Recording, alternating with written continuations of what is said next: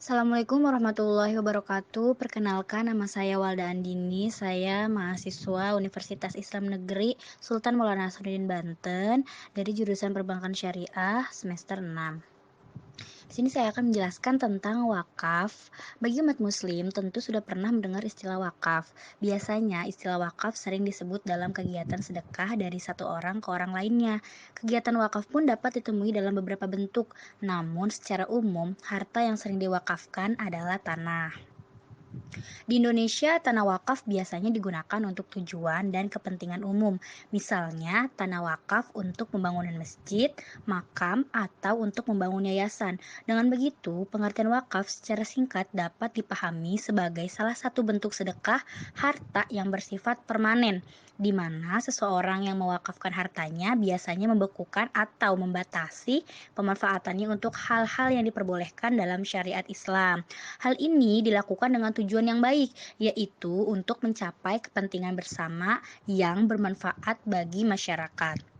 Dalam pelaksanaannya, tentu kegiatan wakaf mempunyai dalil atau aturan yang jelas, baik dalil yang tercantum dalam kitab suci Al-Quran maupun dalam hadis. Dalil ini tidak lain bertujuan untuk mendorong umat muslim menyedekahkan hartanya untuk tujuan kebaikan. Lalu seperti apa pengertian wakaf beserta dalil atau aturannya yang perlu diketahui? Dan hikmah apa saja yang bisa didapatkan oleh umat muslim yang menjalankan sedekah wakaf? Nah, pengertian wakaf itu hal pertama yang harus dipahami mengenai kegiatan wakaf tentunya pengertiannya. Seperti yang telah dijelaskan secara singkat sebelumnya, pengertian wakaf merupakan praktik sedekah harta secara permanen dengan membukukan atau membatasi pemanfaatannya untuk hal-hal yang diperbolehkan dalam syariat Islam. Sebagai contohnya nih, seseorang yang mewakafkan harta berupa tanah yang dimiliki untuk kegiatan pembangunan yayasan tertentu. Dalam hal ini, tanah tidak diperbolehkan dijual maupun dihibahkan kepada orang lain setelah diterima, melainkan pengelola yayasan hanya diperkenankan mengatur pemanfaatan tanah dan kepentingan yayasan saja.